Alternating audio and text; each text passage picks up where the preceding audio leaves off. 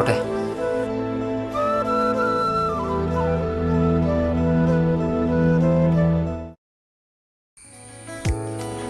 നാട്ടിലേക്ക് വന്നിട്ട് 5 കൊല്ലമെന്ന് വിശ്വസിക്കാൻ പറ്റില്ല. ഫൈസലിനെയൊക്കെ കണ്ടിട്ട് എത്ര നാളായി. അവനിന്നൊരു സർപ്രൈസ് കൊടുക്കാം, അവൻ്റെ ഒരു സന്തോഷമാവട്ടെ.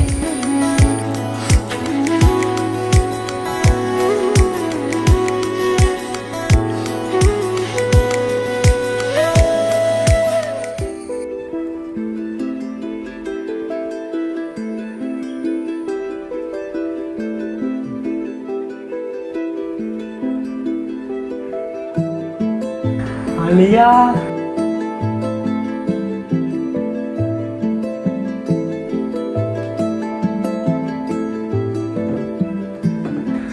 എത്ര കൊല്ലാടെ കണ്ടിട്ട് ഒരു വിവരമില്ലല്ല. ഇപ്പൊ എത്ര 2-3 കൊല്ലായില്ലേ? ഇല്ലടാ, 5 കൊല്ലായി. ആണോ?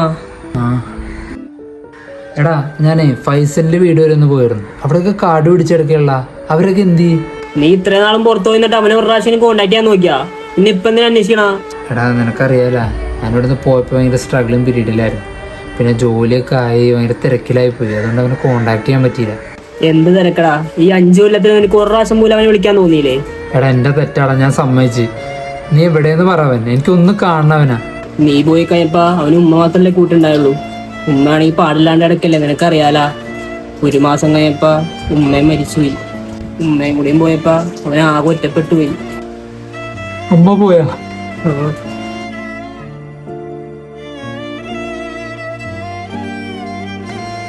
അവനെന്നോട് പറഞ്ഞില്ല. എന്നോട് അങ്ങനെ പറയാനാ? നീയാണെങ്കിൽ അവനെ കോണ്ടാക്ട് ചെയ്തില്ലല്ല. അവന് തിരിച്ചു കോണ്ടാക്ട് ചെയ്യണമെങ്കിൽ അവനൊരു വഴിയില്ല. അതൊക്കെ കഴിഞ്ഞ് അവന് ഉഷാറായി വന്നാണ്. അവന് നല്ലൊരു ജോലിയൊക്കെ കിട്ടി, ഒരു കല്യാണാലോചന വരെ എത്തിയതാണ്. പക്ഷെ അത് കഴിഞ്ഞപ്പോഴാണ് അവന് ക്യാൻസറാന്ന് പറഞ്ഞത്. ലാസ്റ്റ് സ്റ്റേജായിരുന്നു. ഇനിയൊന്നും ചെയ്യാൻ പറ്റില്ല എന്ന് ഡോക്ടർമാര് പറഞ്ഞു. അവനിപ്പോ പോയിട്ട് ഒരു 1.5 കൊല്ലായി. എല്ലാം എന്റെ തെറ്റേട്ടാ. പുറത്തേക്ക് എന്തെങ്കിലും അവസരം വേണ്ടി പറയണമെന്ന് പറഞ്ഞ പോണതിന് മുമ്പ് ഞാനാ പറയാണ്ടിരുന്ന.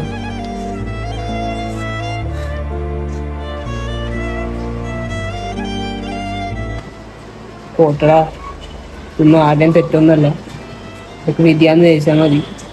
വിഷമിക്കല്ലേ. ഞാൻ പോണേട്ടാ, ഇവിടെ ഇരുന്ന് എന്റെ കയ്യിൽ നിന്നു. ഞാൻ പോട്ടെ.